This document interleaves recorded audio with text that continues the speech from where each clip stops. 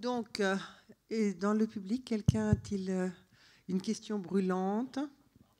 J'avais juste une réflexion brûlante à faire. C'est qu'on Voilà. trouve dans le film de Martin Messonnier pratiquement tous les concepts de psychodynamique du travail, de Christophe Dejour, et cette importance qu'a le travail dans la construction de l'identité.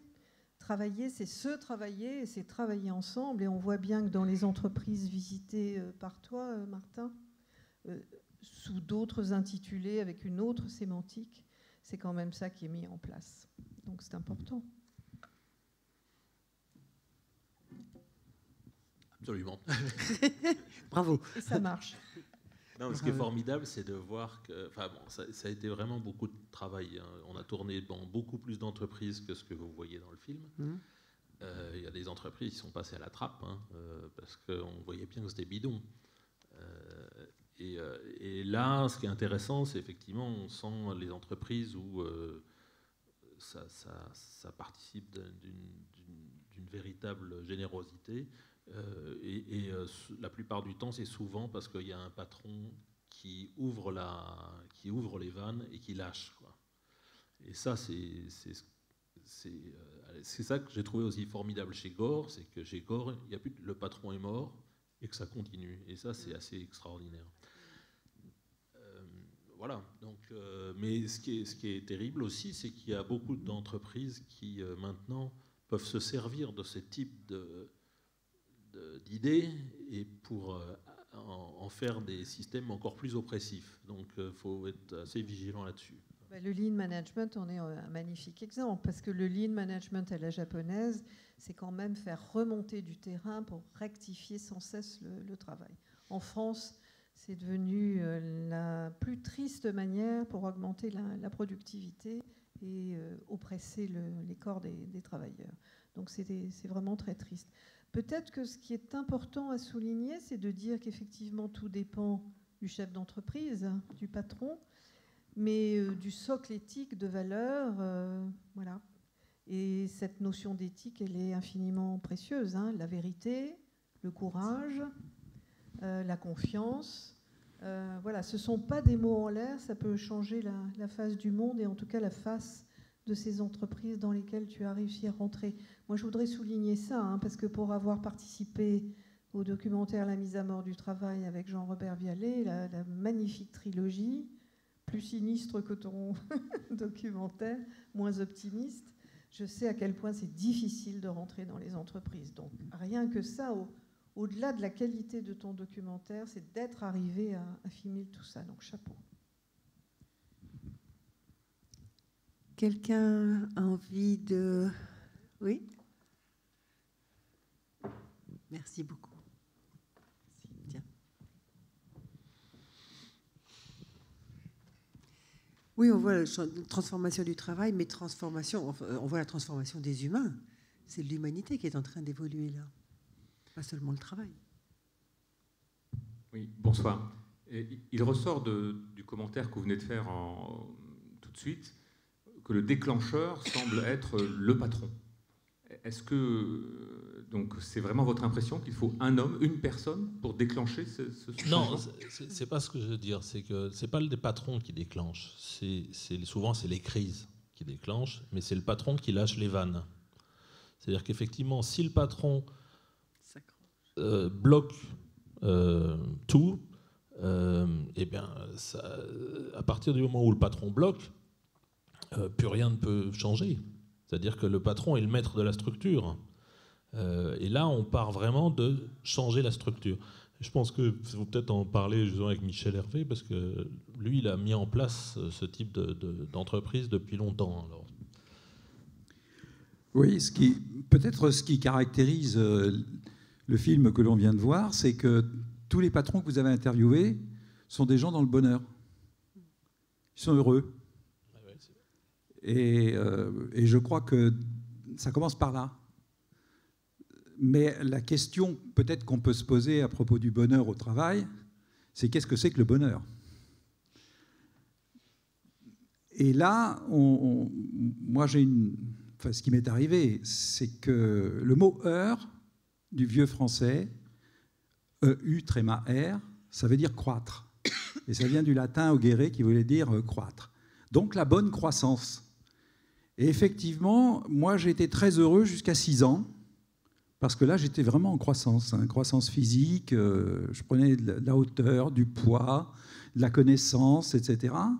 Et je suis rentré à l'école, et comme tous les enfants qui sont très heureux jusqu'à 6 ans, tout d'un coup, là, petit à petit, il y a des conditions qui diminuent la façon d'être, parce que l'école devient un poids où on apprend des choses, où on a plus de savoir, mais d'une manière qui fait que quand on ne sait pas, ou quand on a une mauvaise note, etc., on est un peu pénalisé. Alors moi, j'ai eu la chance, à cette époque, d'être dans une classe à 3 niveaux.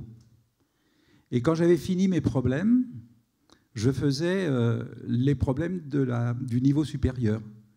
La seule différence, c'est que moi, je n'avais pas de notes.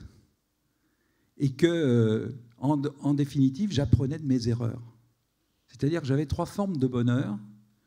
Le bonheur d'entreprendre, comme un gibon qui passe d'une prise à l'autre. Le bonheur de réussir, c'est-à-dire de comprendre et de pouvoir atteindre l'autre branche.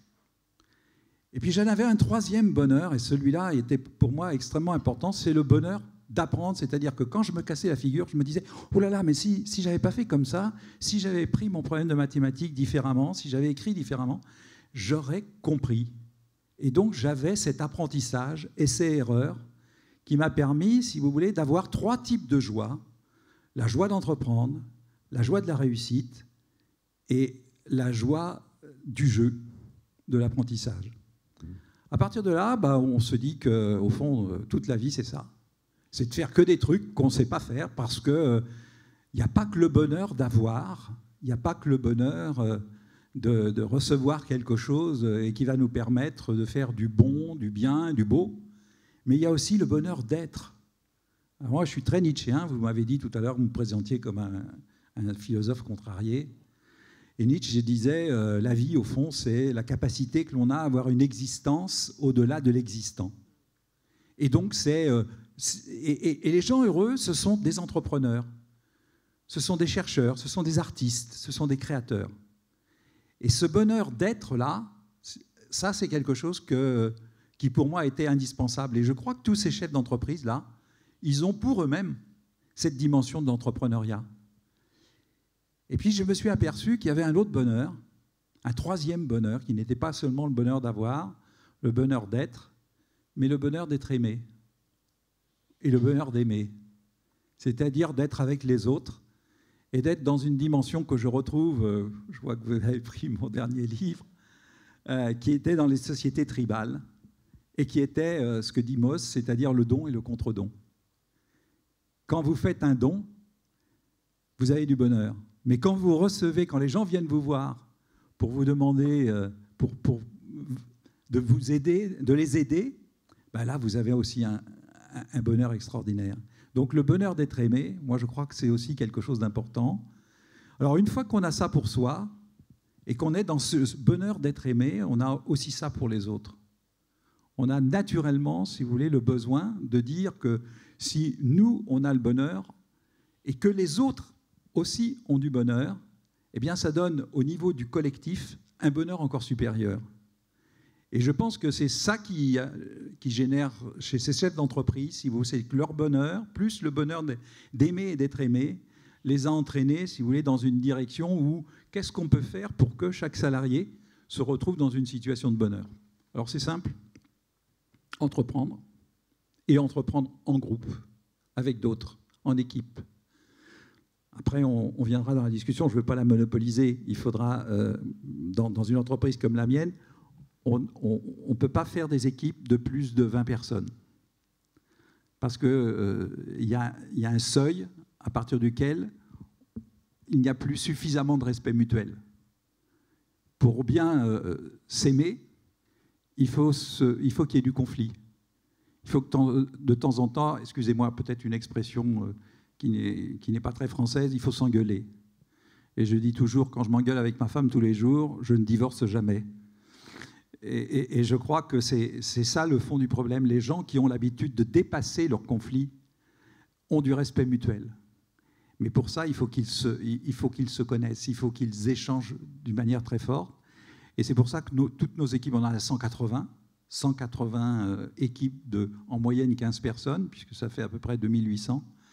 Eh bien, ces équipes de 15 personnes construisent, si vous voulez, un travail d'équipe comme une équipe de rugby, puisque je crois que ces jours-ci, on commence un championnat, ce soir. Voilà. Et donc, toute la question, c'est est-ce qu'on peut, au fond, traduire le bonheur au travail comme, d'une manière plus générale, le bonheur. Voilà. Et vous l'avez fait pendant 30 ans 40 ans, 43 ans. 43 ans. 43 ans. 43 ans, mais avec à chaque fois des surprises, parce que à chaque fois que les gens se mettent en situation comme ça, de construire leur futur ensemble, au fond, puisque quelque part, c'est un objectif de groupe qu'ils se donnent, eh bien, il y a des choses extraordinaires qui se passent. Il y a une capacité de croissance, si vous voulez, de développement, puisque tout à l'heure, dans votre table ronde précédente, vous parliez de physiciens qui parlaient de la physique quantique. Eh bien, vous avez effectivement une sorte de montée en germe, si vous voulez. Et au lieu d'être un exemple qui joue le rôle de chef de bande, si vous voulez, en réalité, le rôle que l'on peut avoir pour un groupe, parce que quelquefois, dès qu'on est à peu près 15-20 personnes, il faut quelqu'un qui soit là pour faciliter la communication entre les gens, être un peu, non pas l'arbitre, mais celui qui va aider à ce que, sur le fond, l'arbitrage soit fait par le groupe. Et donc, cette personne, c'est le chef d'orchestre. Et on retrouve dans votre documentaire ce que moi j'avais fait avec Illich, c'est-à-dire la possibilité pour l'équipe d'aider celui qui est en situation managériale, qui a énormément de difficultés, surtout avec notre forme éducative, qui est quand même une éducation monarchique, hein, c'est-à-dire avec un commandant. Moi, j'appelle ça les 3 P, le père, le prof, le patron, ou le président maintenant. Hein, voilà. Qui sont cette situation, 5000 ans de monarchie, que je dis dans notre livre, ont considérablement détruit, si vous voulez, les possibilités de revenir à des sociétés de type tribal dans lesquelles les gens sont en symbiose avec la nature, avec les autres et avec eux-mêmes. Pourtant, dans le film, on voit que ça marche, on voit que c'est possible. Hein.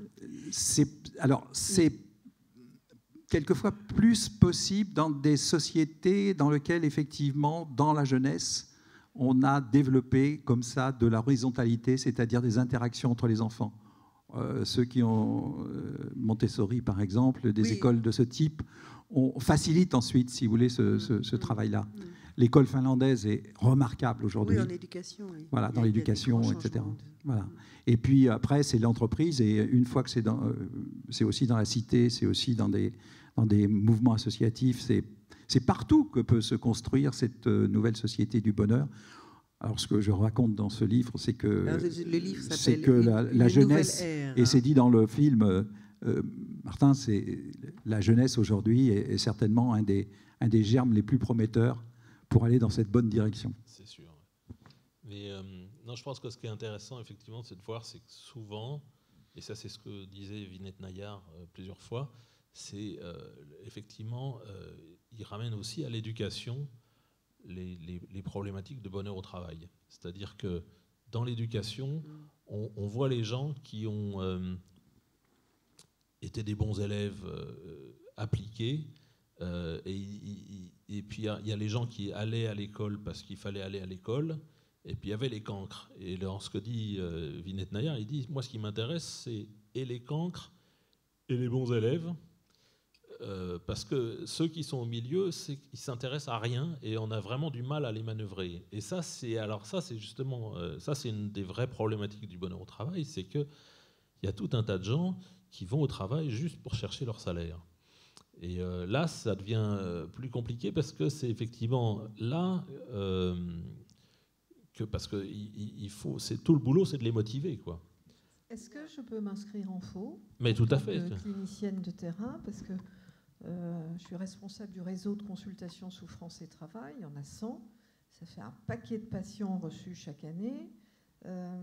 Nous, ce que nous constatons, c'est que ceux qui souffrent sur le terrain au travail sont des gens très investis, pas surinvestis, pas pathologiquement, hein, surinvestis. Que le salarié français, c'est sa particularité, investi corps et âme dans le travail. Que généralement, si on le trouve, finalement, si on le regarde de loin, et s'il est prisonnier de ces organisations du travail matricielles qui ont proliféré partout et qui font le malheur de tout le monde au travail, si on le regarde au travers de ces organisations matricielles, on ne voit pas le travail réel qu'il accomplit. Et peut-être ça fait partie de la sémantique qui manque dans le documentaire, qui est présenté sous d'autres mots, c'est que ces organisations matricielles prescrivent le travail au travers de procédures très lourdes, et je suis sûre que tous les gens qui sont ici en pâtissent tous les jours au travail, et que ce que le salarié rajoute, c'est le travail réel. Vous rajoutez tous les jours des choses qui viennent de vous pour que ça tourne dans votre bureau, dans votre usine, à l'hôpital, n'importe où, parce que la procédure qu'on vous donne, les moyens qu'on vous donne ne suffisent pas pour que le monde tourne. Et sans le travail des hommes et des femmes, le monde ne tient pas debout. Donc c'est important de comprendre que si dans une usine on fait la grève du zèle, c'est-à-dire que si on enlève tout ce qu'on rajoute au travail prescrit, l'usine s'arrête très rapidement. Et que donc, contrairement à ce qui est dit au tout début, de tous ces gens qui ne seraient pas très impliqués dans le travail, je n'y crois pas trop. Je crois que tout le monde a envie d'être reconnu pour ce qu'il est capable d'apporter.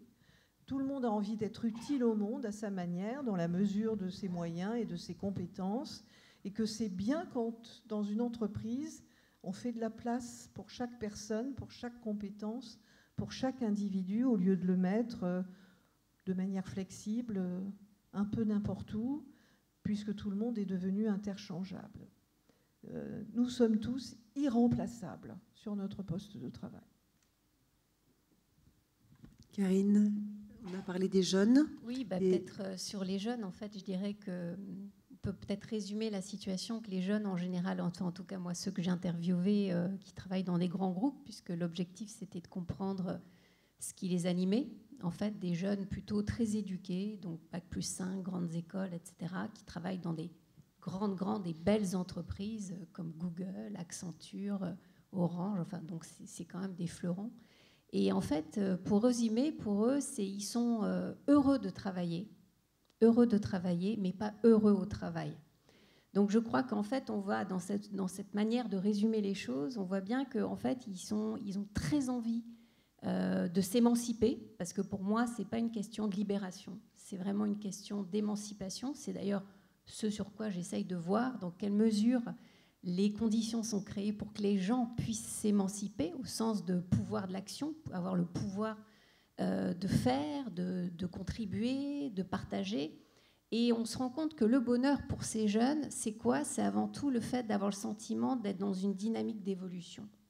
C'est-à-dire que les jeunes sont prêts à beaucoup donner. Je crois qu'ils s'investissent énormément. Je crois qu'aujourd'hui, pour qu'un jeune arrive à un CDI, je veux dire à 28 ans, voilà, il a vraiment ramé, il a galéré.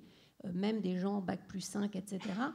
Et donc, c'est des jeunes, en fait, qui ont besoin de sentir qu'ils vont beaucoup donner d'eux-mêmes, mais en échange, ils vont être dans une dynamique d'apprentissage et l'entreprise va leur donner aussi les conditions pour se développer, pour grandir.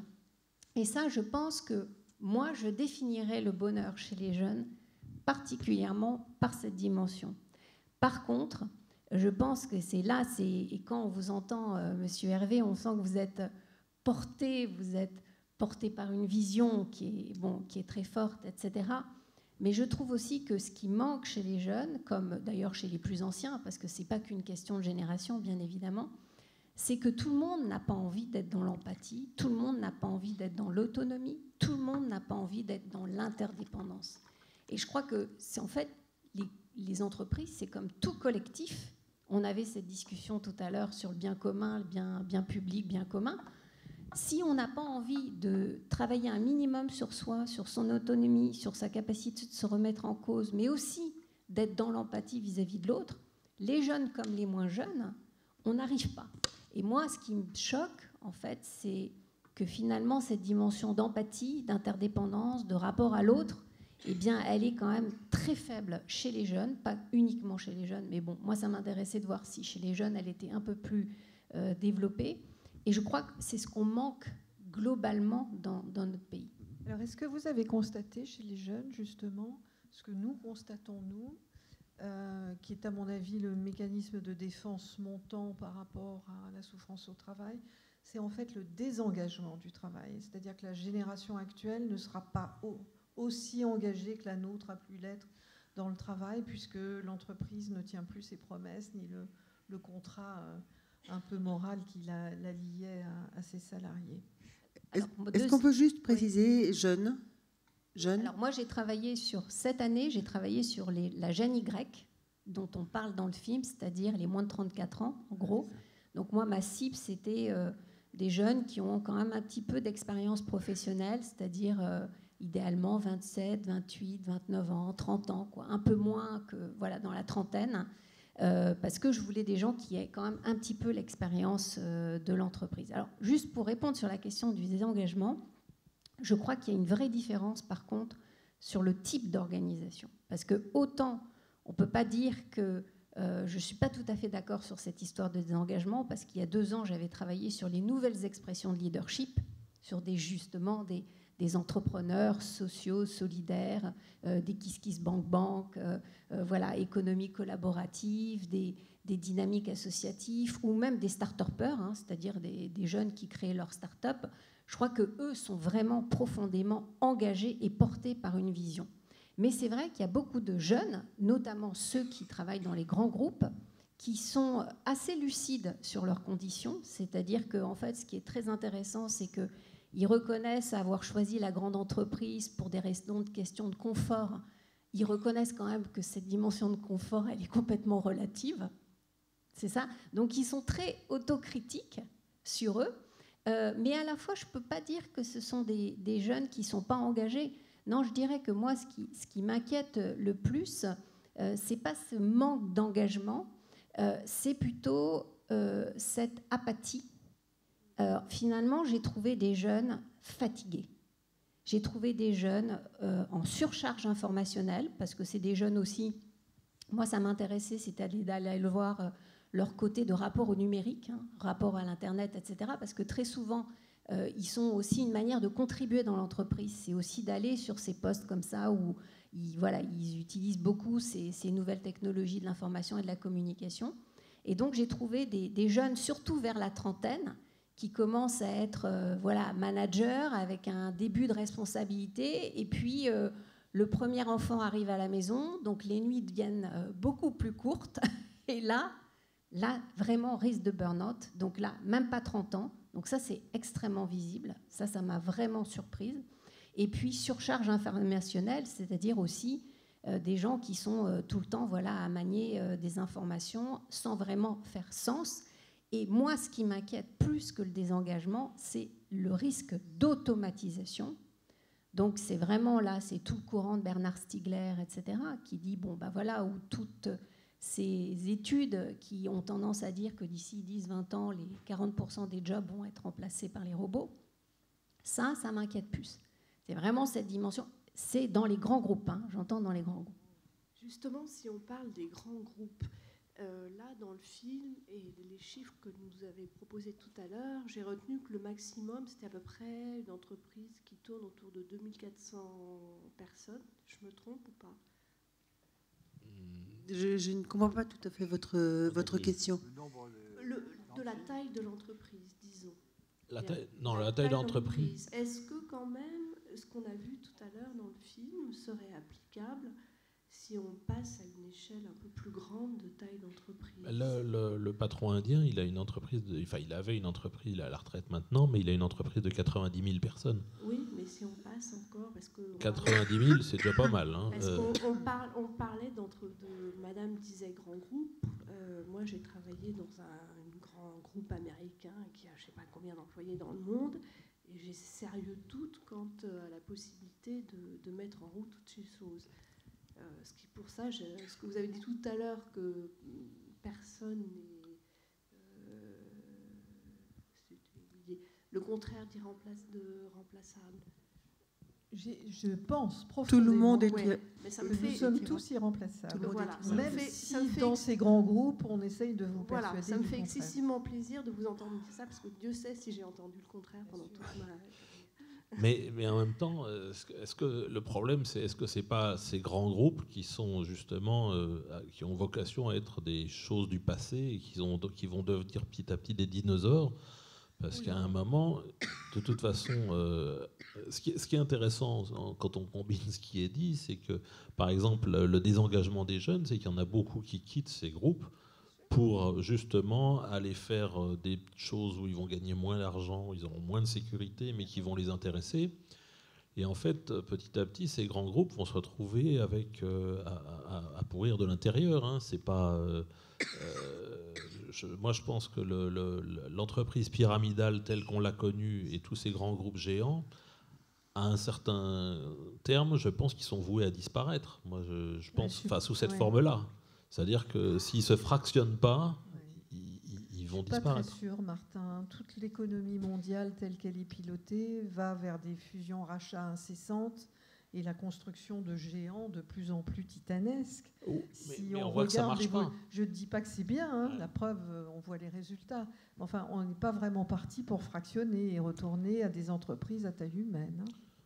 Oui, mais en même temps, c'est-à-dire qu'il y a quand même quelque chose qui est quand même extrêmement important. Par exemple, je vais prendre un exemple précis, c'est Radio France, où par exemple, il y a une sous-prolétarisation de beaucoup de travailleurs. Et finalement, il y a, alors je ne sais plus, on m'a donné les chiffres, mais il y a 190 chefs ou quelque chose comme ça qui ont des salaires d'environ, enfin je ne vais pas donner des chiffres précis, mais c'est vraiment absolument colossaux, et personne ne sait qui c'est. Et ça, c'est assez phénoménal, c'est-à-dire que ça coûte une fortune. À un moment, ça n'a plus de sens. Et donc, dans les grosses entreprises, toute cette hiérarchie intermédiaire qui sert à boucher les trous de la pyramide commence à coûter de plus en plus cher, et finalement, elle ne sert pas à grand-chose. Parce que finalement, quand les entreprises sont bien organisées et bien divisées, les gens de la base savent très bien faire fonctionner les choses. Alors il y a Christian Dupuis, que peut-être sûrement vous connaissez, qui est un grand chercheur, enfin un grand monsieur du management, qui a écrit Lost in Management, qui est un bouquin qui a fait beaucoup parler de lui, parce que ça a été un des premiers à dire que les entreprises, ces grandes entreprises, sont en train de se tuer d'elles-mêmes du fait de la lourdeur des processus. Et ça, c'est vrai que quand on comprend ce qui se passe de l'intérieur et qu'on interviewe les gens, pas spécialement les jeunes, mais tout le monde, on voit bien qu'elles arrivent en fait à une inaction, en fait, parce que c'est vraiment kafkaïen. Enfin, ça devient ridicule. Mais il faut voir quand même, et le chercheur là, de la LSI l'a bien dit, c'est-à-dire que les personnes passent leur temps à finalement administrer, remplir des feuilles pour nourrir le système, le processus, etc. Donc il y a vraiment cette dimension, je dirais, importante. Mais pour moi, ce qui est essentiel, ce n'est pas tellement cette dimension uniquement de système et d'organisation, c'est la dimension humaine. Et ce qui manque, à mon sens, hein, pour être un petit peu critique, parce que comme le film est tellement génial, il faut essayer de partager sur ce que j'ai ressenti, c'est que ce que je me rends compte, c'est que finalement, ce n'est pas uniquement la taille de l'entreprise, c'est aussi beaucoup l'attention qui est donnée à la personne. Et je crois que l'attention, ce n'est pas uniquement la proximité, comme ce qui est dit là, c'est-à-dire le fait d'être bien sûr proche physiquement, comme dans l'usine Favi, où en effet, ils sont là en petit atelier, etc. Donc il y a une proximité physique de fait qu'ils peuvent partager. Mais je crois que c'est aussi la question de l'attention. Et ça rejoint ce que vous disiez précédemment, c'est-à-dire que les gens souffrent beaucoup du fait d'être pris comme des clones. Et donc, en fait, ce que les gens attendent comme élément de motivation, c'est d'être reconnus dans leur singularité. Et ce qui fait la force d'un management, quel qu'il soit, parce que vous pouvez... moi, j'ai vu des équipes extrêmement intéressantes chez Google ou dans d'autres groupes, qui sont pourtant des gros groupes et tout, etc. Pourquoi ? Parce qu'il y avait cette attention à l'autre, attention à la singularité, attention à ce qui est juste pour la personne. Mais ça, c'est une question d'homme. de personnes, si vous voulez. C'est vraiment une question de talent managérial, de talent humain. C'est même pas que du management. Je pense qu'on peut aller plus loin et dire que c'est une question de théorie du travail. En France, nous avons un management qui a tendance à penser que le salarié doit faire ce qu'on lui dit de faire et qu'il n'a rien à dire sur la manière dont le travail est organisé. C'est un quiproquo, c'est une méprise totale. Encore une fois, le travail ne se fait que parce que nous rajoutons des choses à l'organisation du travail et à la procédure.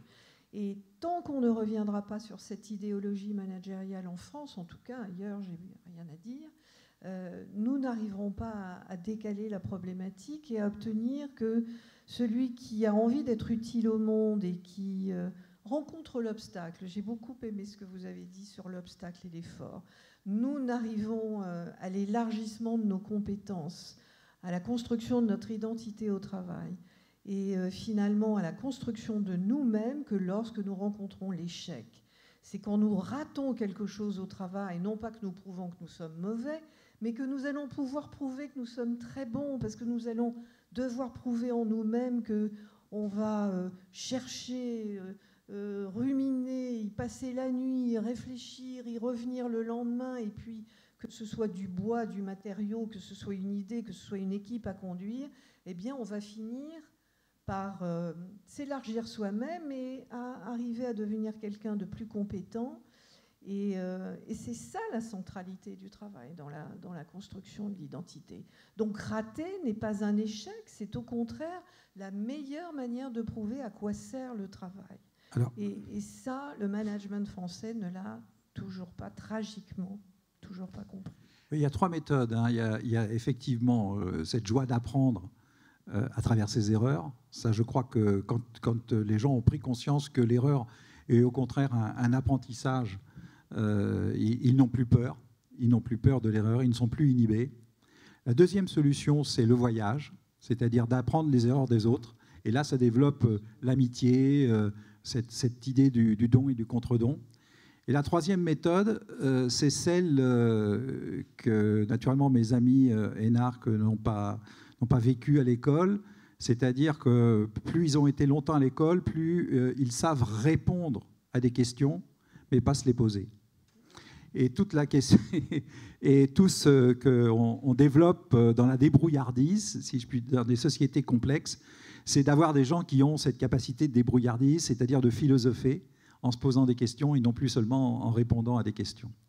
Et une fois qu'on a ces 3 choses, on s'aperçoit que les gens, petit à petit, passent de l'éthique de l'obéissance à l'éthique de, comme dirait Max Weber, à l'éthique de la responsabilité.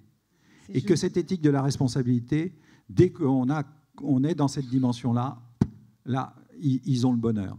Et ils ont en plus le bonheur collectif de travailler ensemble. Et pour répondre à la question du nombre, après, il suffit d'avoir des organisations de type fractal. C'est-à-dire des organisations qui vont, où les parties construisent le tout et non pas le tout les parties. Voilà. Et après, ça marche. Alors, par contre, il y a quand même quelque chose là aussi, qui est difficile pour atteindre un bonheur ou l'amusement permanent que j'ai depuis 40 ans. C'est qu'il faut être dans une logique effectuale, c'est-à-dire faire le chemin en marchant, et pas une logique prédictive, c'est-à-dire pas vouloir absolument arriver quelque part, et qui fait que là, il y a du stress. Les gens stressés, ce sont souvent des gens qui veulent absolument réussir pour eux-mêmes et pas peut-être pour les autres, etc. Alors qu'au fond, ce soir, on est là tous ensemble, et puis demain, on va être ailleurs, etc. Et peut-être qu'on va rencontrer quelque chose d'extraordinaire dans notre vie qui va nous permettre de faire quelque chose de plus. C'est comme ça que moi, j'ai été au CERN à Genève, et puis que j'ai fait la ville numérisée avec Bill Gates, et puis voilà, que des histoires impossibles ou qui ne peuvent se faire que parce qu'on on fait un chemin en marchant. Moi, je voulais peut-être dire quelque chose là-dessus, parce que pour moi, bien sûr, il y a cette dimension de deuil, de faire des échecs, d'avoir des échecs, de célébrer ses propres échecs, célébrer les échecs de l'autre, etc. Mais je crois qu'il y a surtout la dimension de dépassement. Et la dimension de dépassement, moi, je l'ai vue parce je l'ai entendue de par ces jeunes qui disent que, en fait, finalement, eux, ce qu'ils attendent, ils attendent qu'une chose, c'est de relever des défis. qu'on leur donne des responsabilités, qu'ils aient aussi le terrain de jeu pour vraiment se dépasser, faire plus que ce qu'ils sont censés faire. Et je crois là, je pense que ça, c'est quand même une dimension importante, parce que c'est déjà en complexité, c'est une forme de transcendance, hein, c'est-à-dire dépasser, c'est plus que c'est construire, être créatif pour trouver une solution. Et là encore, je pense qu'il y a des cultures d'entreprise qui sont plus ou moins permissives. Moi, j'ai vécu 10-15 ans à l'international, donc j'ai travaillé dans plein de cultures différentes d'entreprises, puisqu'à l'époque, j'étais même à la City à Londres, donc je connais bien l'univers du capitalisme et du grand capitalisme. Mais je crois que aussi, le dépassement, c'est un moment à avoir dans l'action, avoir le courage aussi de déconstruire et de déconstruire ce capitalisme. Parce que ce que j'adore dans ce film, c'est qu'on voit bien que toutes ces solutions innovantes et d'avenir, en fait, elles sont aussi dans la déconstruction, quelque part, d'une forme d'exploitation de l'homme, d'une forme de capitalisme, de taylorisme outrancier, et que finalement, ce qui est génial, c'est quand les personnes trouvent des solutions alors qu'elles sont acculées, pour trouver des solutions, pour trouver une forme moi, j'ai adoré l'exemple de la redistribution, même du bonus, qui est hyper symbolique. Voilà. Mais je crois que c'est aussi avoir, à un moment donné, des solutions de courage qui font que... moi, j'ai été dans ce cas-là, j'avais 30 ans, et la boîte devait virer des gens. On m'a dit, voilà, tu as 5 personnes, tu as 2 heures pour dire dans ton équipe qui tu veux plus.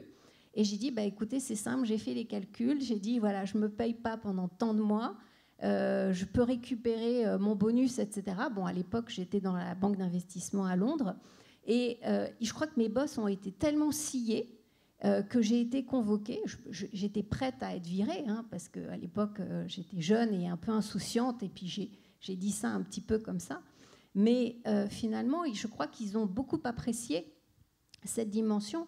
Et je crois qu'aujourd'hui, quelles que soient finalement les organisations dans lesquelles on est, je crois qu'on peut aussi avoir le courage de ce dépassement, se dépasser pour faire évoluer le système français. Parce que quand même en France, on est quand même dans un système très particulier. Et heureusement, en France aussi, on a des entreprises de culture étrangère où peut-être les choses sont un peu différentes. Et puis aussi, on a une biodiversité culturelle, comme j'aime à le dire, avec des gens qui viennent d'un peu partout.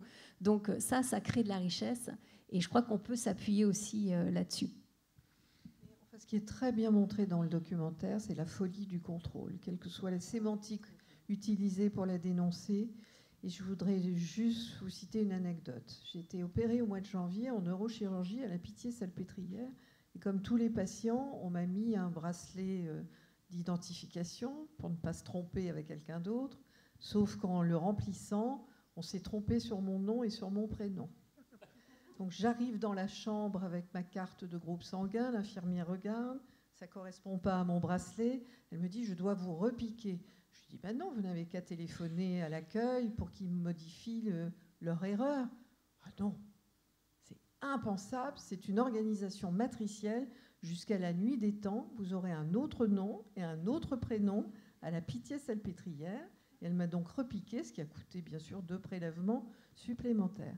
Voilà, on est quand même dans cette folie-là, dans ce pays. Hein. Alors, tu as remarqué ça aussi, Martin, toi, dans ton voyage ? En fait, moi, une des raisons pour lesquelles j'ai fait ce film, c'est que ça fait quand même 40 ans que je travaille, et que, en fait, je me suis aperçu que plus les années avancent, plus ça devient pénible de travailler.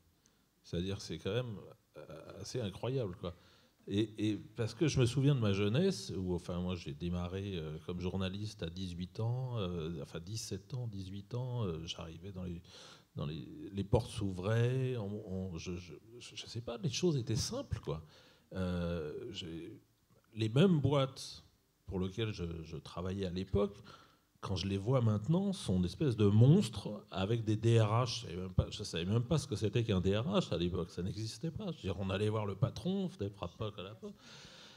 Après, il y a les contrôleurs de gestion qui sont arrivés. Enfin, il y a tout un tas de gens qui sont des gens qui viennent. Et alors moi, je les ai vus arriver petit à petit. Ça, c'est assez extraordinaire parce que je les ai vus arriver. Les spécialistes en marketing, les contrôleurs de gestion, je les voyais arriver. Et alors, c'était des gens qui ne venaient jamais du métier. ils venaient de grandes écoles, ils étaient des sachants, quoi. Et puis, ils nous expliquaient, alors voilà, il faut faire la musique comme ça, il faut écrire les articles comme ça. Et petit à petit, il y en a eu de plus en plus. Et là, alors là, voir la situation actuelle, moi, ça ne me gêne pas parce que moi, j'ai mon entreprise et tout ça, mais je vois tous les gens que je côtoie. Et quand j'entends les histoires, je me dis, mais c'est totalement fou. C'est-à-dire qu'on marche sur la tête. Et ça, franchement, j'ai vu cette évolution depuis le début des années 80. Et ça n'a fait que monter. Et là, maintenant, on sent que ça commence à craquer parce que les gens en ont marre, quoi. Les gens en ont marre et ça se sent. Et là, l'autre jour, je dînais avec des gens qui sont dans des très, très gros médias, enfin, qui sont des médias de référence. Et quand j'entendais leurs réflexions sur la façon dont ils travaillent et dont leurs articles sont gérés et tout ça, je me disais, mais c'est totalement fou. C'est-à-dire qu'ils n'ont aucune liberté, ils sont considérés comme des pions. Et là, on est dans les médias, c'est-à-dire des choses, des entreprises qui sont supposées être des gens qui doivent nous donner la vérité. C'est extraordinaire. Donc, je pense que maintenant, on sent que justement la matrice craque un peu et que moi, je trouve que la génération Y, c'est formidable parce que il y a beaucoup de jeunes, j'en vois plein, qui font des trucs absolument extraordinaires. Et qui ne demandent qu'à être poussés. Alors ce qui est extraordinaire, c'est qu'ils sont tous obligés d'aller aux États-Unis ou ailleurs pour chercher de l'argent parce qu'ici il n'y en a pas assez. Donc on voit une fuite absolument extraordinaire. Et en fait, on est en train de pourrir sur place là comme des vieux arbres. Voilà. Je voudrais juste poser une question par rapport à ce que disait Marie Peset. Est-ce que tu as remarqué que c'était spécifiquement français ? Non, c'est pas spécifiquement français, mais en France, on est assez champion. Mais je dois dire que non, c'est vrai qu'en Italie, en Allemagne... alors, mais après, chaque pays a ses différences culturelles. Après, en Allemagne, c'est différent. Au Japon, c'est absolument différent. En Chine, c'est encore pire. Là, j'ai une amie qui m'a appelé de Mongolie pour me dire que c'était absolument invraisemblable. Enfin, mais je pense que ce qui est intéressant, c'est justement de parler, comme disait Michel Hervé, c'est de parler de structure, quoi. Je crois que c'est la structure qui, à partir du moment où on a cette connaissance et que les gens peuvent se parler de l'un à l'autre et de discuter et de faire avancer un projet ensemble, à ce moment-là, tout va bien, quoi. Pendant longtemps, le monde du travail a quand même été le lieu de la construction de la solidarité et du vivre ensemble. Mais absolument, oui. Et effectivement, depuis les années 80, c'est le lieu de l'apprentissage, du benchmarking, de la zizanie entre salariés et de la compétition. C'est une vraie déstructuration du tissu social qui est à l'œuvre dans le monde du travail, avec ses conséquences sur notre société. Moi, ce que je remarque, c'est que quand même, l'entreprise, c'est un lieu de tension sur le rapport au matérialisme. Parce que certes, beaucoup de jeunes, d'ailleurs, ils ne choisissent pas les grandes boîtes en général, ou ils les quittent, comme vous disiez, à un moment donné, pour aller s'épanouir, créer autre chose. Mais je crois qu'il ne faut quand même pas négliger qu'aujourd'hui, en tout cas en particulier en France, les fonctionnaires ou les gens qui sont dans ces grandes boîtes ont des conditions de travail en termes pécuniaires incroyables. Parce qu'il faut quand même voir par rapport à la personne qui n'est pas dans le grand groupe, ils ont ils ont énormément de confort matériel. Enfin, ça dépend. Je suis pas sûr, là, parce que là, sur les fonctionnaires, je suis pas certain. Là.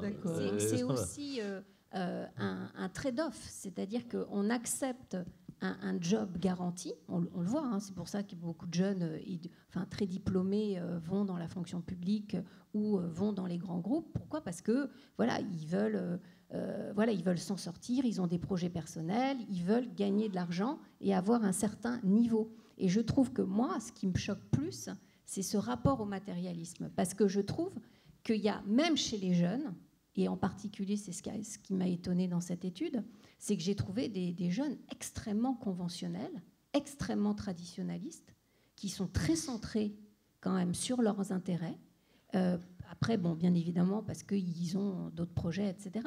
Donc il y a quand même, je dirais, il y a cette tension aussi de système de valeurs qui n'est pas uniquement la grande entreprise, si vous voulez. C'est aussi les gens qui la composent et qui voilà, font le choix d'avoir un certain confort, parce qu'aujourd'hui... Je ne sais pas, vous avez vu le confort des fonctionnaires, hein.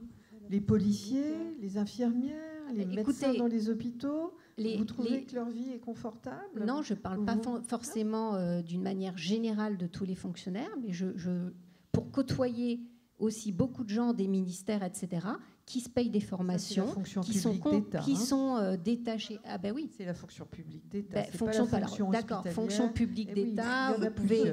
C'est vrai que fonction publique. Fonction publique d'État. Moi, je vois des gens qui sont financés dans leurs études, qui sont financés, qui peuvent étudier, ce qui est très bien. Mais si vous voulez, quand je vois par rapport à beaucoup d'autres jeunes qui ont toujours à 30 ans, qui rament, qui n'ont même pas le SMIC pour vivre, je trouve ça, franchement, je trouve que c'est quand même matériellement, ils sont beaucoup mieux lotis. Vous prenez un maître de conf qui démarre, il est payé 1 200 €, il reste à ce tarif-là pendant très longtemps. Il y a vraiment fonctionnaires et fonctionnaires. Hein. Fonction publique d'État, elle est quand même très particulière. Là, si on parle de fonctionnaires, c'est intéressant parce que j'étais invité récemment par une grande ville pour parler aux 8 900 fonctionnaires de la ville qui étaient c'était les chefs de service qui étaient réunis.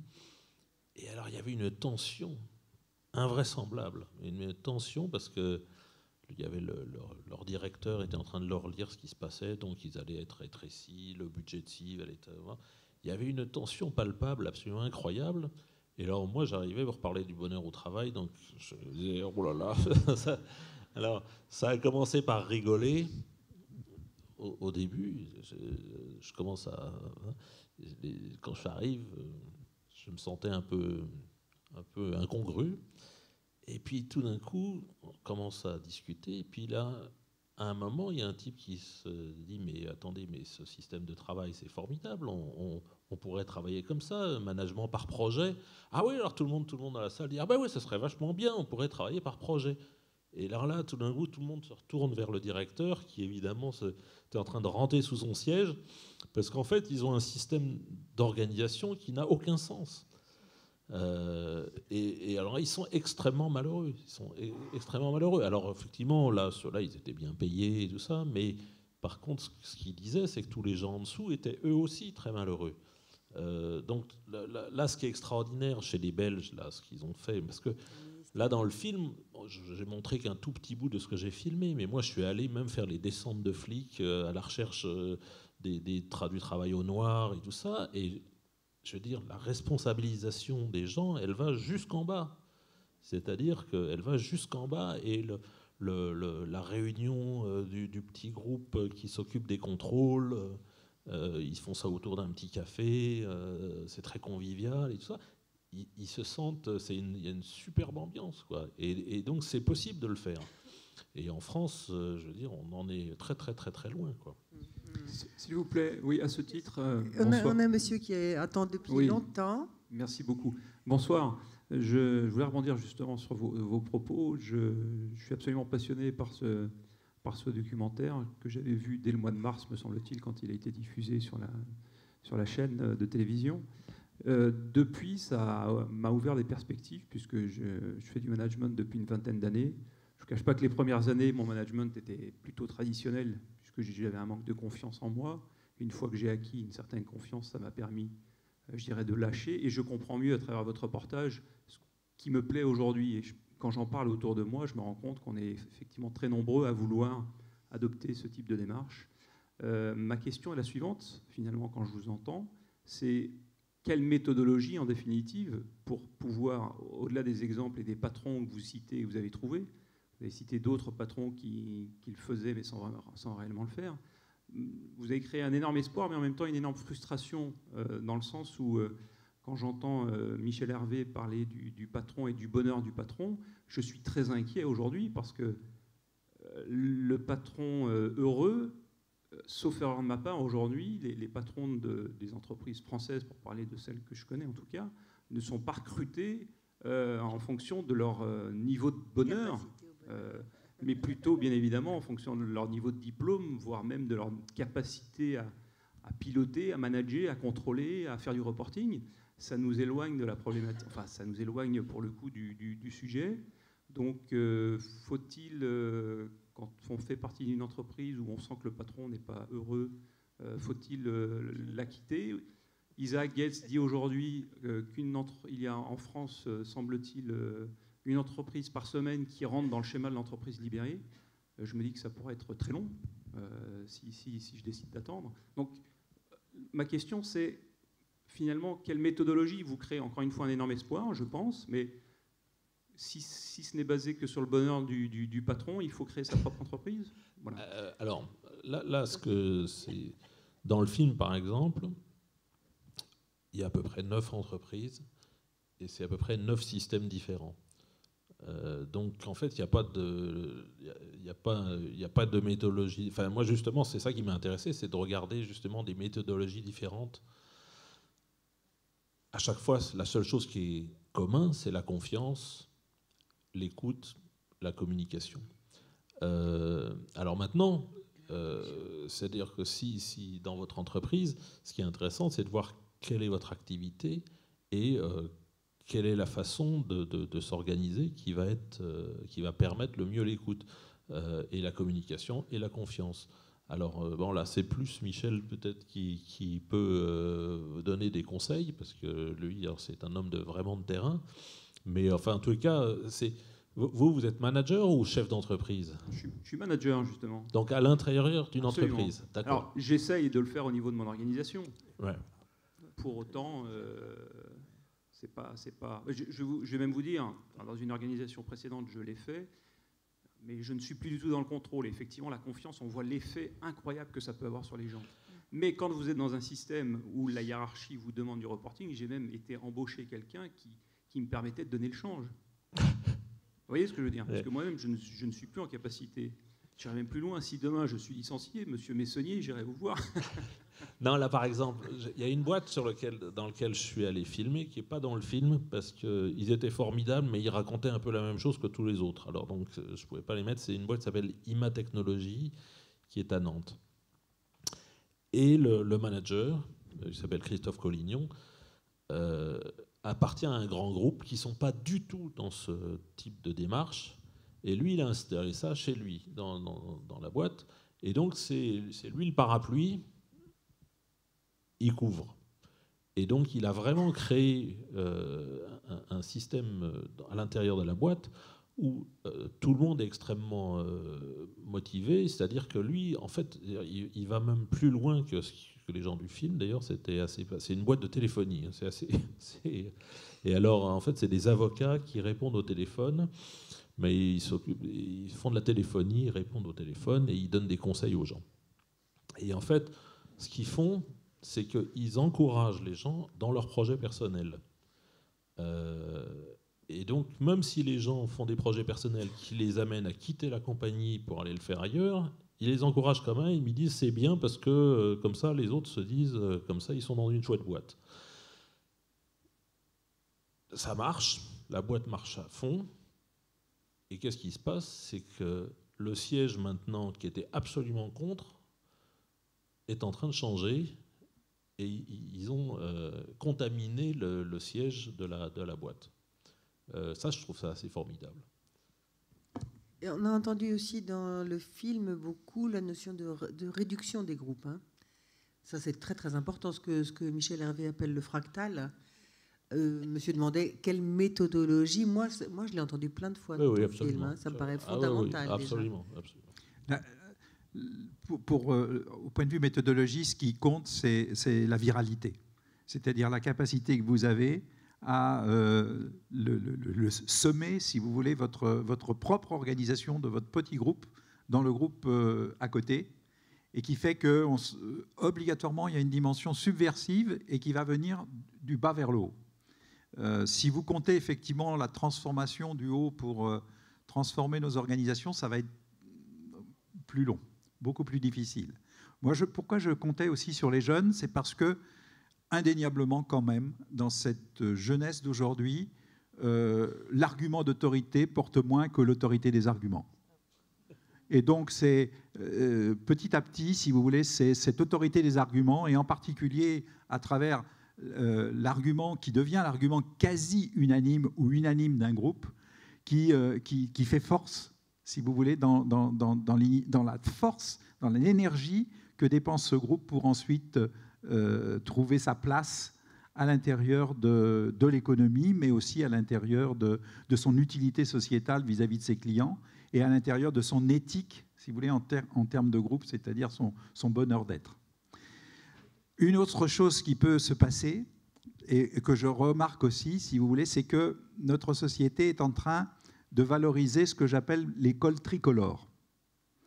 Alors l'école tricolore, on a été pendant très longtemps beaucoup dans une société de col bleu, dans lequel ce qui compte, c'était l'énergie physique, la main-d'œuvre physique de l'homme.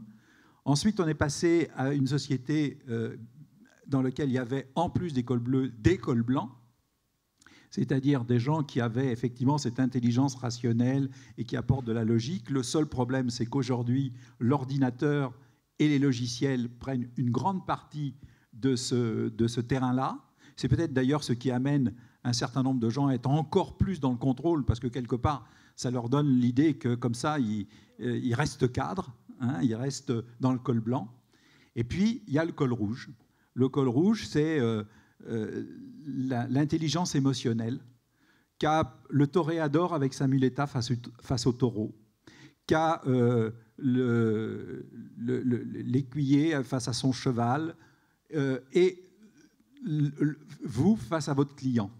C'est-à-dire la capacité à interpréter non plus des signaux logiques, mais l'esprit de finesse.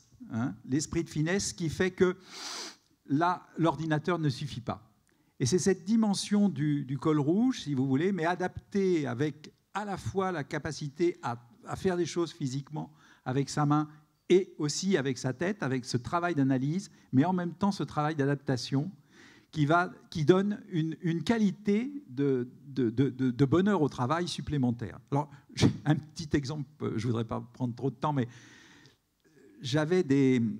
en tant que maire, j'avais des ramasseurs de poubelles qui ont un circuit, et le circuit est fait en général pour qu'ils ramassent les poubelles en 8 heures, hein, pour faire leurs 35 heures. Voilà.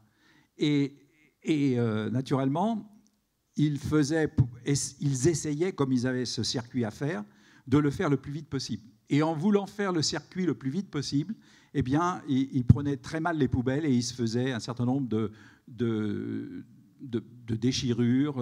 Ils avaient des problèmes de santé extrêmement importants.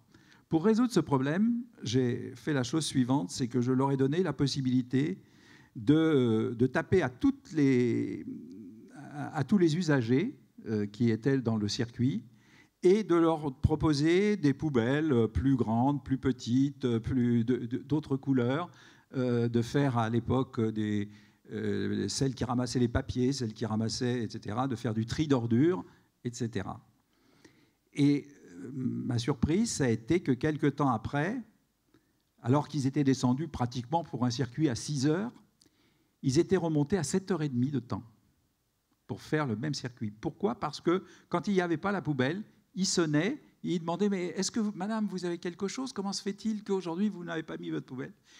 À d'autres endroits, c'était l'usager qui arrivait et qui disait « Vous savez, demain, je suis en vacances, n'attendez pas ma poubelle, etc. » C'est-à-dire qu'ils avaient créé un lien d'utilité sociale avec les usagers, et à partir de ce moment-là, leur tournée n'était plus de chercher à gagner du temps, mais de chercher à construire de la relation humaine avec les usagers. Et je leur ai demandé, mais comment ça se fait que, alors que vous étiez à 6 heures, vous êtes passé à 7h30 ? Ils m'ont dit, de toute façon, ça serait 1h30 de plus devant la télé. Voilà la réflexion qu'ils m'ont faite. Et là, j'ai compris, si vous voulez, que ce qui est important dans le bonheur, c'est cette relation humaine, ce col rouge supplémentaire, si vous voulez, qu'on peut apporter à nos concitoyens. Je vais me permettre de m'opposer un tout petit peu à cette notion d'intelligence émotionnelle, parce qu'en clinique du travail, On sait qu'un bon professionnel, quand il a répété un geste, au sens large du terme, un geste de travail des milliers de fois, ce geste de travail est incorporé, il est sédimenté dans le corps, dans ce qu'on appelle d'ailleurs en physiologie des mémoires procédurales, des mémoires de la procédure de travail, donc il travaille comme il respire. Et c'est d'ailleurs une des grandes difficultés quand on reçoit un patient dans nos consultations pour lui faire vraiment expliquer où est-ce que ça fait souffrir le travail. Il faut y passer des heures et utiliser des questions très précises parce que celui qui travaille ne sait plus comment il est arrivé à être aussi compétent. Et ce n'est pas de l'intelligence émotionnelle, c'est la sédimentation de tous ces gestes répétés des milliers de fois qui finit par être incorporé, qui fait qu'un instituteur, il sait à l'oreille que sa classe est en train de passer au chahut et qu'il faut qu'il introduise une activité de diversion. Moi, psychanalyste, un patient rentre, en quelques secondes, sans même y avoir encore réfléchi, j'ai enregistré la sueur sur le front, la poitrine serrée par l'angoisse, le pied qui tape sur le sol. Je n'ai même pas encore demandé au patient son nom, ni même réfléchi consciemment à la première question que j'allais poser. Le diagnostic est fait. Un professionnel, c'est quelqu'un qui travaille par corps. C'est la métisse des Grecs, c'est l'intelligence rusée du corps, et c'est celle-là qui est à l'œuvre le plus souvent, et c'est celle-là qui produit les meilleurs résultats, et c'est celle-là que les procédures viennent malheureusement empêcher et qui génère cette souffrance du salarié français. Ce n'est pas de l'intelligence émotionnelle, c'est la sédimentation du travail répété des milliers de fois dans le corps et dans des mémoires très bien décrites sur le plan neurophysiologique qui font que nous sommes d'immenses professionnels de manière quelquefois en apparence affreusement naturelle. Comme la ballerine qui a répété ces entrechats des milliards de fois et quand elle les exécute devant vous, ça a l'air tellement facile. C'est la partie apparente de l'iceberg. Et ça n'est pas de l'émotion, c'est de la répétition du geste de travail. Je suis complètement d'accord, c'est le jeu de l'apprentissage, c'est tout à fait ça. Et effectivement, c'est votre cerveau limbique, beaucoup plus que votre cortex, qui marche à ce moment-là. Et c'est d'ailleurs pour ça que l'éducation est si importante et que le type d'éducation qu'on a eu va jouer également sur le bonheur au travail. Nous avons quelqu'un qui attend. Merci. Oui, bonsoir à tous et merci pour vos interventions qui sont très intéressantes. Mais j'aimerais vous demander ce que vous pensez du bonheur au travail ou au contraire de la souffrance au travail en fonction de la relation entre l'employeur et l'intervenant. Alors, je précise ce que je veux dire. Dans le film, vous nous avez montré des salariés traditionnels, donc des insiders, des gens en CDI, considérés comme un capital humain riche et pouvant justement contribuer au changement de la structure. Donc l'entreprise change, la structure, le mode de management change, mais finalement ces salariés ont un statut traditionnel. Il y a quelque chose aussi qui a été abordé dans le film qui est très intéressant, c'est la notion de, je crois en Belgique, de travail à la tâche. Il y a un développement du travail à la tâche qui implique des modifications du comportement des intervenants, et je pense que cette modification a des répercussions très importantes. D'autant plus qu'avec ce qu'on appelle maintenant l'ubérisation de l'économie, on se retrouve avec des collaborateurs qui ne sont pas forcément des salariés, donc dans ce cadre de protection sociale et autres, et avec des gens qui vont enchaîner des missions, d'accord, qui sont considérées comme complètement interchangeables, parce qu'un conducteur Uber, voilà, il y a des gens qui se battent. Pourquoi ? Parce qu'il y a la crise, il y a le chômage. Et aux États-Unis, justement, il y a une baisse du chômage, mais avec justement une montée de ces faux indépendants. Ce qui pose une vraie problématique, parce qu'ils travaillent, mais ils ne sont pas reconnus comme des salariés et ils n'ont pas les revenus d'indépendants qui auraient vraiment créé une structure qui permet de créer des emplois et de contribuer à une qualité de leurs conditions de vie et des conditions de travail très difficiles. Donc ma question, c'est est-ce que ce type d'intervenants qui sont appelés à se développer dans le temps du fait de la précarité, du fait de la montée en puissance de ces entreprises basées sur des algorithmes comme Uber, Airbnb et compagnie, comment on les accompagne dans leur souffrance au travail? Est-ce qu'elle est prise en compte et est-ce que, par exemple, vous les voyez dans votre cabinet? Merci. Oui, d'abord, même ceux qui sont salariés, il y a toutes ces femmes qui sont à temps partiel, à horaire décalé. Donc on est, et puis de toute façon, en CDD interminable, comme à la Poste ou ailleurs. Donc on est loin du CDI grandiose qu'on décrit partout. On s'éloigne de plus en plus de cette forme-là.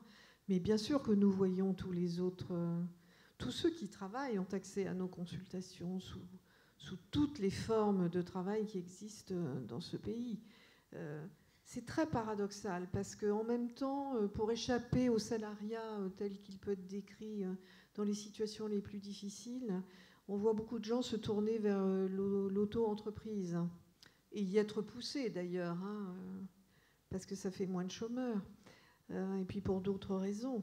Mais ça n'est pas plus simple pour autant. C'est aussi beaucoup de précarité, beaucoup de difficultés rencontrées.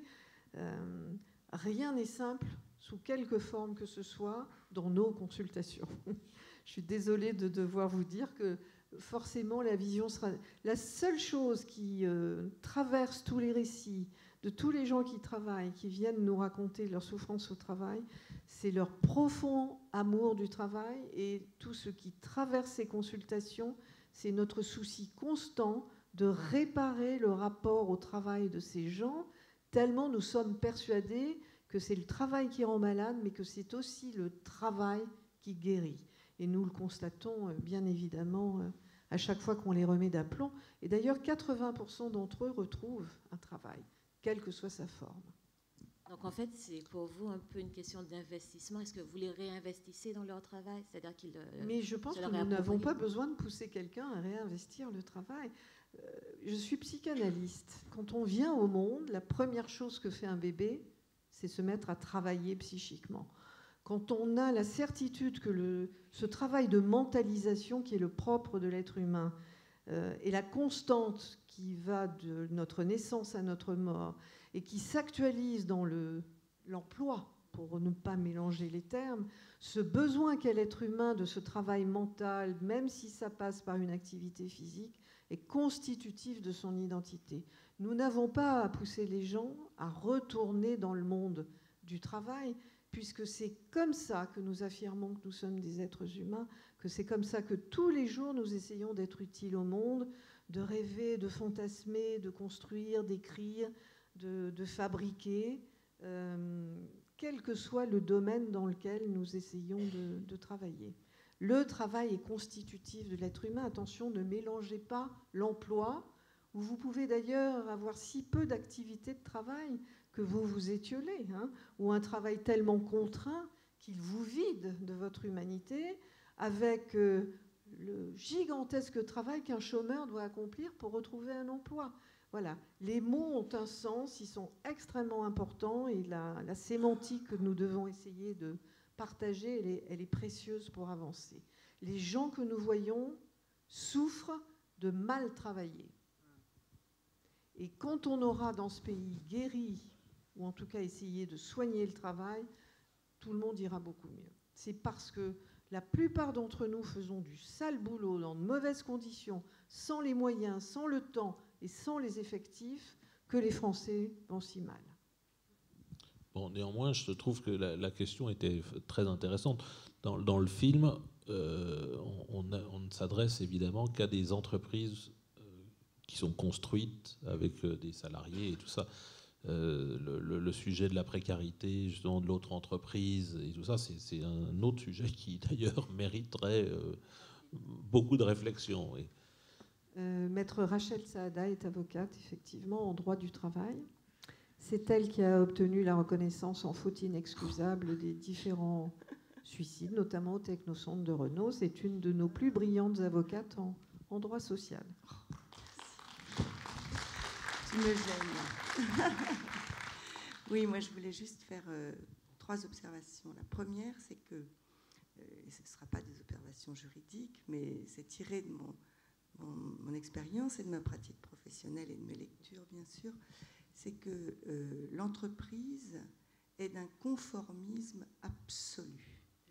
Et donc, les quelques exemples qu'on a vus là, ce sont des patrons qui sont un peu anticonformistes et qui ne croient pas en la norme répandue telle qu'elle est dans le monde de l'entreprise. Donc ça, c'est la première chose importante, mais c'est en plus un conformisme qui est totalitaire, qui est fasciste. C'est-à-dire que moi, je pense aujourd'hui que la plus grande menace pour la démocratie et pour le droit, c'est l'entreprise. Parce que, d'abord, certaines entreprises sont maintenant plus riches que des États et sont capables de fomenter des coups d'État, premièrement. Deuxièmement, ce sont des entreprises, enfin les entreprises, la plupart des entreprises ne permettent pas aux salariés, je ne dirais pas d'exprimer une revendication. La revendication, c'est quelque chose qui va au-delà de ce qu'on a déjà, c'est avoir plus de droits que ce qu'on a déjà, mais interdisent aux salariés de simplement faire une observation sur leurs conditions de travail ou de faire une observation sur le non-respect éventuel d'un texte ou de demander où se trouve rangée la convention collective qui doit normalement être mise à disposition. C'est-à-dire qu'on a un totalitarisme absolu qui est que celui qui ouvre la bouche, non pas encore une fois pour jouer les syndicalistes forcenés avec un couteau entre les dents, mais simplement pour se renseigner sur ses droits, est déjà un traître. Et ça, c'est la difficulté majeure à laquelle on se heurte, puisque c'est un discours, le discours je dirais, de la raison que l'entrepreneur, l'entreprise a raison contre tous et a pris le pouvoir économique, bien sûr, et politique aussi. Et la troisième chose que je voudrais dire, c'est que les salariés sont considérés en permanence comme des mineurs et des enfants. L'entrepreneur indien l'a dit, il a parlé des salariés, de l'émancipation des salariés, auquel on ne pouvait pas parler de la même manière aujourd'hui qu'hier, puisqu'on ne parle plus de la même manière aujourd'hui à ses enfants qu'hier. Et donc, ce qui est et ce qui va avec cette minorité, c'est bien sûr le lien de subordination. Et ça, c'est un point qui n'est pas du tout évoqué dans le documentaire. C'est peut-être un peu dommage, parce que ce qui fait le contrat de travail, c'est le lien de subordination. C'est-à-dire que l'essence même du contrat de travail, c'est la soumission. Et donc, évidemment, ça ne rend pas l'émancipation facile, évidemment. Mais je pense que c'est possible. Il suffirait aussi de se dire qu'on va réduire l'échelle des salaires de 1 à 10. Et à partir de là, on partagerait beaucoup plus les fruits et les bénéfices. Donc voilà les quelques observations que m'inspirait le documentaire que j'avais vu aussi sur Arte, qui m'avait bien intéressée. Merci beaucoup pour ce regard.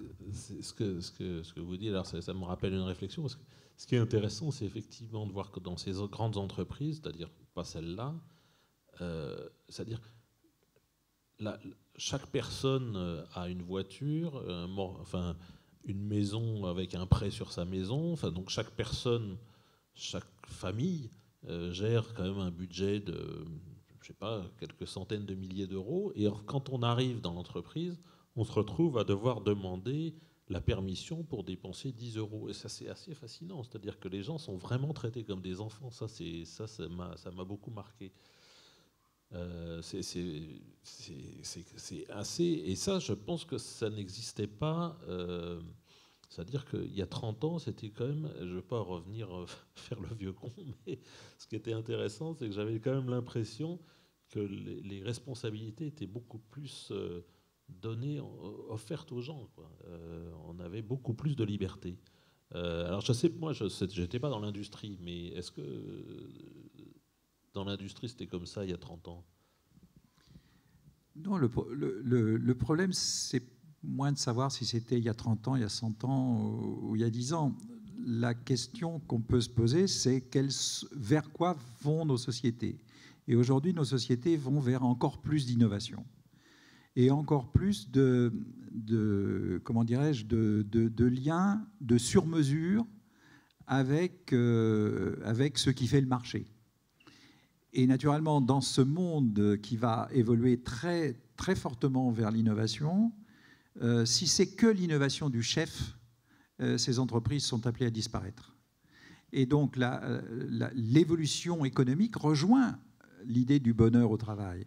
C'est-à-dire que nous avons besoin d'une société dans laquelle chaque individu développe son intelligence personnelle singulière par rapport aux autres, et en même temps une intelligence collective. C'est-à-dire que moi, je crois beaucoup plus à la force du groupe qu'à la force de l'individu, l'auto-entrepreneur dont vous parliez tout à l'heure. Je crois plus aux intra-entrepreneurs, c'est-à-dire à ceux qui sont capables de travailler en groupe et dans lequel ils vont produire une intelligence collective encore supérieure à leur intelligence à eux, pris chacun séparément.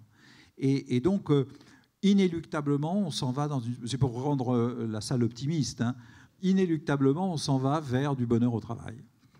Oui, alors je vais peut-être rajouter que quand même la grande tendance, c'est l'ouverture de l'entreprise, hein, quelle que soit sa taille, parce qu'il y a quand même eu la révolution numérique, que ça participe quand même de la transversalité, de la collaboration, il y a le phénomène générationnel qui joue, et qu'aujourd'hui, les boîtes s'asphyxient si elles restent tournées sur elles-mêmes. Donc, bien évidemment, la tendance quand même est à l'ouverture pour justement se régénérer, se réinventer, être au contact de toutes les innovations qui viennent essentiellement de la société. Donc ça, je pense que c'est déjà un point très positif et qui est bénéfique, mais que, encore une fois, c'est vrai que c'est moins la dynamique intérieure que la dynamique externe qui vient nourrir. Et puis l'autre chose également par rapport à la question sur le management du monsieur qui demandait des méthodes pour pouvoir libérer son organisation sans être pour autant le grand patron, c'est, je crois qu'ici, on est au Festival Atmosphère. Les principes du vivant, aujourd'hui, en biomimétisme, revenir à ce que moi j'appelle l'écologie de l'action, c'est-à-dire à des choses extrêmement simples, donc des petites cellules, se repenser comme homme. Je crois qu'on n'a pas abordé cette question, mais le grand enjeu aussi des entreprises, c'est le côté mortifère. Hein, on y crève, on y meurt, voilà. Et donc l'idée, c'est vraiment de redonner de la place au vivant. Et je crois que les équipes gagnantes, enfin gagnantes au sens libéré du terme, les équipes heureuses, c'est les équipes qui ont des rythmes humains, qui ont des bureaux ouverts, beaux, où l'esthétique a sa place, où les rythmes du vivant sont importants. Et c'est pas pour rien que cette dimension de télétravail, elle apparaît aussi. Et de tiers-lieux, etc. Tous ces lieux qui sont hybrides, en fait, ça montre qu'il y a une transition, qu'il y a quelque chose de nouveau qui est en train d'émerger. Et moi, je suis assez d'accord avec vous. Je crois qu'il y a quand même beaucoup d'espoir dans tout ce qui se passe. Mais la confiance aussi. Hein. C'est tellement plus agréable de travailler en confiance, ça change la vie. Hein. Madame qui a le micro, on a beaucoup de mains en l'air. Alors, le micro est déjà là-haut. Merci beaucoup. J'aurais juste une question, parce que ça me fait plaisir, vous avez l'air d'être assez optimiste. Moi, je ne suis pas tellement, parce que je me demande, est-ce que la société est vraiment prête? Est-ce qu'elle veut changer, en fait? Je dis ça parce que moi, j'ai 23 ans, je viens de terminer mes études. J'ai pas l'impression que dans ma scolarité, on m'ait beaucoup pensé à penser par moi-même, on m'ait beaucoup pensé à être indépendante. Et je dis ça aussi par rapport à vous qui parlez de jeunes qui ont fait des hautes études. Moi, j'ai fait une prépa scientifique, et je pense que c'est les années où on m'a le plus empêché de penser. En fait, c'est même pas qu'on me poussait pas à réfléchir, c'est qu'on m'empêchait carrément de réfléchir. Et c'est ces jeunes-là qui vont être les futurs chefs. Moi, j'ai abandonné ce genre d'idée, du coup. Et du coup, les personnes comme moi qui ont, grâce à leur éducation parentale, cette envie de penser par eux-mêmes, en fait, se sentent super bridées dans ce genre de classe. Et du coup, se détournent de quelconque envie de devenir chef. Et, voilà. Du coup, est-ce que vraiment, dans les années à venir, on a un élan vers ça? Ou est-ce qu'au contraire, on est dans une société qui prône plutôt la peur pour pouvoir... parce qu'avec la peur, on peut toujours avoir plus de contrôle. Et j'ai plus l'impression, même politiquement, qu'on va vers ça, plutôt qu'on va vers une ouverture, malheureusement. On y est déjà. On y est déjà. La peur règne. Hein. Tout à fait. Grâce à un chômage structurel de masse, le salarié français a très très peur et se soumet et est très docile. Moi, j'ai envie de vous dire qu'il y a beaucoup de gens qui craquent dans ce pays, mais que heureusement, quand on arrive à les prendre en charge, en les aidant à déconstruire les ressorts de soumission qui les ont malheureusement enquistés dans une situation et conduits à des états pathologiques. Quand on les aide à acquérir avec une méthodologie, alors pour le coup bien particulière, une autonomie morale subjective, c'est comme ça que ça s'appelle, indépendante de tous les leviers sociaux qui peuvent exister. Encore une fois, 80% d'entre eux retrouvent du travail à des postes supérieurs de ceux qu'ils occupaient auparavant, deviennent ceux que nous avons prônés dans Travailler à armes égales, que nous avons écrit avec Rachel Saada et le docteur Nicolas Sandré, deviennent des salariés avertis. Voilà. C'est peut-être le seul conseil que j'aimerais vous donner, c'est de devenir des salariés avertis de vos droits et de vos devoirs pour faire chuter la peur. C'est Cynthia Fleury, dans son très beau livre « La fin du courage », qui dit qu'il y a toujours un moment dans la vie où on chute, mais qu'on rencontre toujours quelqu'un dans cette glissade qui vous aide à cesser de chuter, et puis que surtout, il n'y a pas de victoire dans le courage. Le courage, c'est juste les petits courages pour avancer tous les jours. Et que le travail réel, celui que vous allez trouver pour vous accomplir, vous rendra au centuple ce que vous allez lui donner. Alors peut-être pas votre chef d'entreprise, peut-être pas vos managers, mais le travail réel, ce que vous allez faire, votre action sur le monde, vous rendra au centuple ce que vous attendez de la vie et vous donnera cet accomplissement. Le bonheur, c'est un mot qui ne fait pas partie du vocabulaire des psychanalystes, mais en tout cas, vous vous sentirez utile au monde. Et ça vous donnera des ailes. Moi, je vous dirais quelque chose, c'est que revenez demain. Parce que demain, il y a une soirée crowdfunding. Non, c'était hier. C'était hier ? C'était hier. Revenez hier. Alors, c'est pas grave. Revenez hier, oui. Il faut revenir hier. Ouais, non, parce que... Et voilà. Parce que c'est... c'était une soirée sensationnelle. Alors, il faut aller à la prochaine. Vraiment... J'ai confondu, je crois que c'était samedi, moi. Ouais. Mais en tout cas, c'est là que ça se passe. C'est là que ça se passe. Ça allait même beaucoup plus loin que le crowdfunding. C'était vraiment, là, on a vu des jeunes, des solutions, des propositions, même pas des projets. Ils sont en train de créer le monde de demain. Moi, j'étais bouleversée, j'étais très émue. Je ne sais pas s'ils n'avaient pas l'air d'avoir peur, en tout cas. Extraordinaire. Peur du risque, tout simplement. Un micro, c'est mieux. Avec un Ils micro, n'ont pas peur du risque. Ils ont la joie d'entreprendre. La joie d'entreprendre, certainement, mais surtout, ils n'ont pas peur du risque. Le gros problème, moi, ce que j'aurais aimé, que l'on peut-être qu'on élargisse un tout petit peu le débat, parce que si j'essaie de résumer votre film, merci. Si j'essaie de résumer votre film, je retiens quoi ? Je retiens qu'en fait, c'est l'initiative que les gens attendent, tout simplement. L'initiative, la confiance, certes, mais l'initiative et l'autonomie. Mais l'initiative et l'autonomie, le corollaire, c'est la responsabilité. Or, aujourd'hui, nous sommes dans une société où nous souhaitons le plus possible être protégés sous X formes. C'est l'entreprise qui doit protéger, c'est le chef qui doit protéger, c'est l'État qui doit protéger, etc., etc.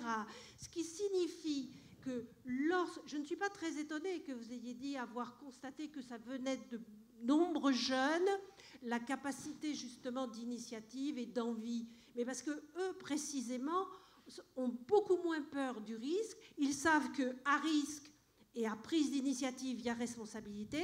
Ça veut dire qu'en cas d'accident, on ne se retourne pas sur une assurance, peu importe la nature de cette assurance, mais au moins on assume, on va jusqu'au bout et on assume. Et ça, j'aurais bien aimé qu'on l'élargisse, plutôt que de faire un débat au finish sur les grandes entreprises, les grands chefs, les grands patrons, et quelque part la souffrance des salariés. Je ne nie pas la souffrance des salariés, mais je dis qu'il faut peut-être un tout petit peu élargir le débat et dire que nous avons peut-être chacun d'entre nous besoin de savoir très exactement ce que nous souhaitons, qu'est-ce que nous sommes capables de remettre en cause et pour précisément arriver à un certain bonheur dans l'entreprise. tout simplement. Alors moi, je ne fais pas du droit social, je suis effectivement aussi avocat, et je peux vous dire que je suis amenée à nuancer moi aussi un certain nombre de faits, tout simplement.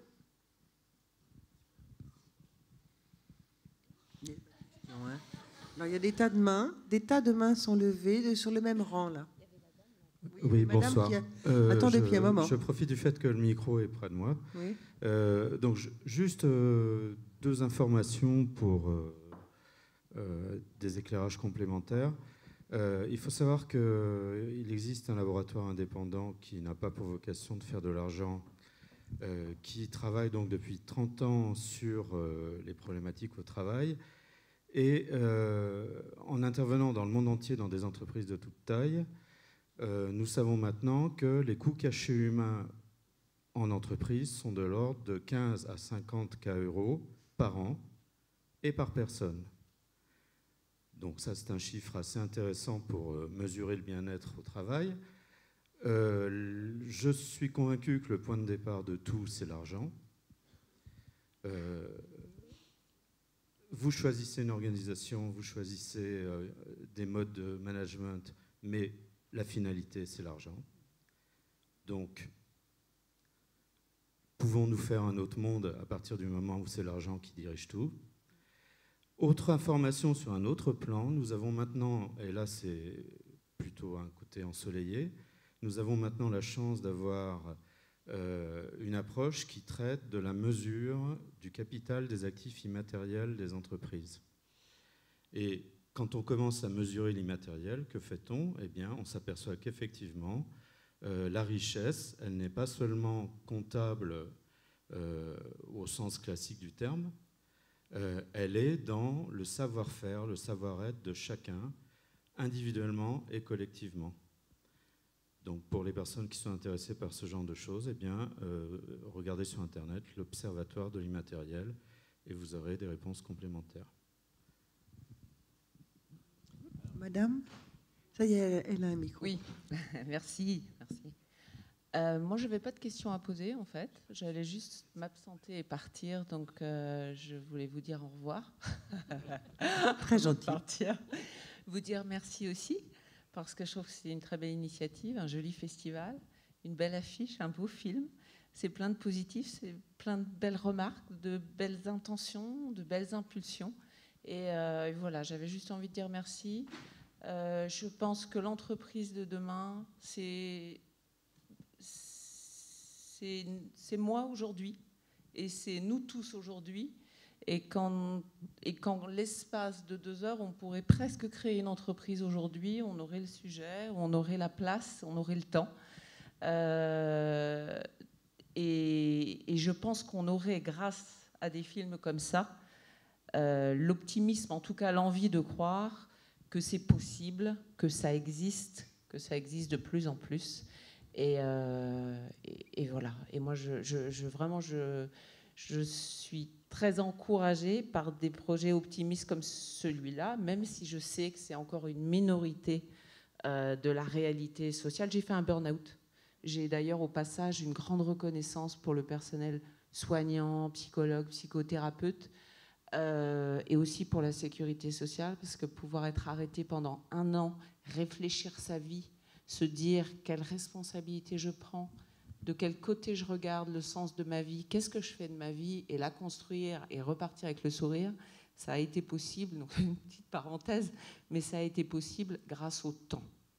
Grâce au temps, de prendre le temps et d'être écouté par des gens qui prennent le temps de vous écouter. Voilà, donc vraiment un grand merci pour ça aussi. Et d'autre part, simplement, j'aimerais dire que la méditation aussi a eu beaucoup d'importance dans ma vie, qu'il y a un moment, lâcher le « je sais », lâcher « je pose les questions », lâcher « j'ai les réponses », lâcher la « j'ai besoin de comprendre », et simplement se dire « ok, je ne comprends pas, mais c'est comme ça ».